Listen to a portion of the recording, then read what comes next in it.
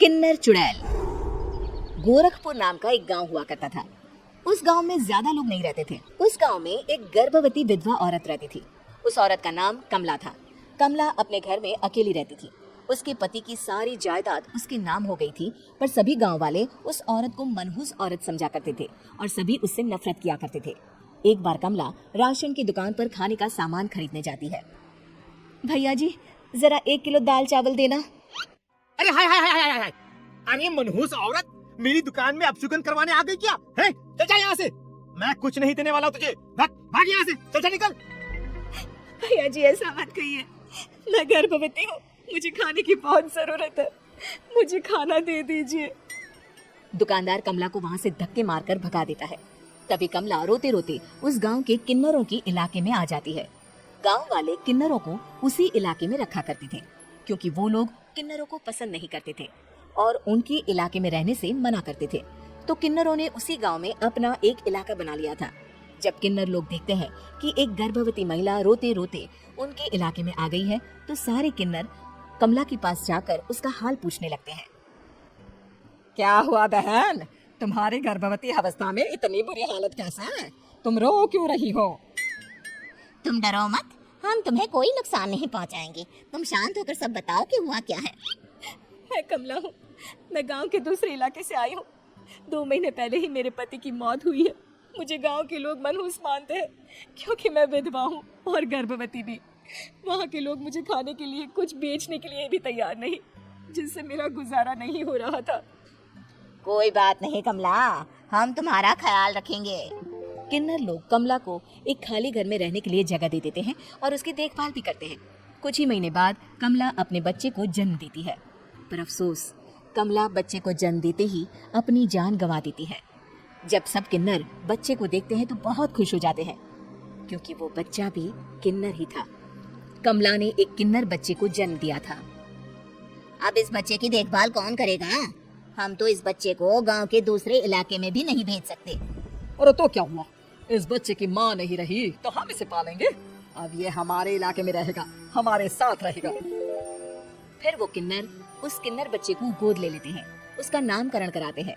उस किन्नर बच्चे का नाम शक्ति रखा जाता है। देखते ही देखते शक्ति बड़ी होने लगती है। उसके रंग रूप बहुत सुंदर थे। वो बहुत सुंदर किन्नर दिखती है। एक दिन शक्ति एक किन्नर से पूछती है, माँ जी सुनिए ना, ये गांव के दूसरे इलाके में भी तो लोग रहते हैं, तो हम वहाँ क्यों नहीं जाते? हम उनसे अलग क्यों रहते हैं? शक्ति, क्योंकि वो लोग हमारे जैसे नहीं, वो लोग हमें पसंद नहीं करते, इसीलिए हम उनसे अलग रहते हैं। क्यों? वो हमें क्यों पसंद नहीं करते? मुझे एक बार उस इलाके में जाना है, मैं एक बार वहाँ जाकर घूम कर आऊँ। शक्ति, खबरदार, जो तू उस इलाके में कभी भी गई तो अपनी जान नहीं गंवाना चाहती तो उस इलाके में कभी कदम भी नहीं रखेगी, समझी? इतना कहकर वो किन्नर वहाँ से चली जाती है। शक्ति उस किन्नर की बात सुनकर बहुत रोती है। माँ जी ऐसा कैसे कह सकती हैं? उन्होंने इतनी सी बात के लिए मुझे इतना डांटा। अब तो मैं उस इलाके में जरूर जाऊंगी। फिर एक दिन शक्ति गांव के दूसरे इलाके में चुपके से जाती है। ये लोग तो हमारे जैसे ही इंसान हैं, तो ये हमसे नफरत क्यों करते हैं? जब शक्ति उस इलाके में पहुंचती है तो गांव के सारे आदमी उसके रूप से मोहित हो जाते हैं। वो लोग ये अंदाजा नहीं लगा पाते कि वो किन्नर है। शक्ति की सुंदरता देखकर सारे गांव वाले उसकी तारीफ करने लगते हैं। तभी गांव का चक्कर लगाने गांव के जमींदार का बेटा हर्ष वहां पहुंचता है। हर्ष भी दिखने में बहुत सुंदर होता है।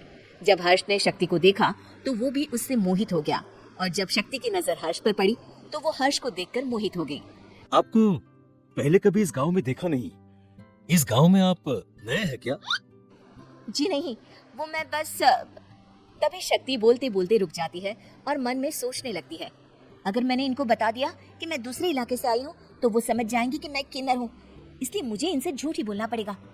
शक्ति हर्ष को कहती है, जी हाँ, मैं इस गांव में नई आई हूँ, यहाँ अकेली रहती हूँ। वैसे आप कौन है? आप भी इसी गांव में रहते हैं? जी हाँ, मैं इस गांव के जमींदार का बेटा हूँ। आपको किसी भी चीज की जरूरत पड़े तो आप मुझे बता देना, मुझे अच्छा लगेगा। ऐसे ही शक्ति और हर्ष एक दूसरे से रोज मिलने लगते हैं। वो दोनों अपने प्यार का इजहार करने एक दूसरे से मिलने जाते हैं। तभी शक्ति का पीछा करते करते एक किन्नर वहां आ जाती है।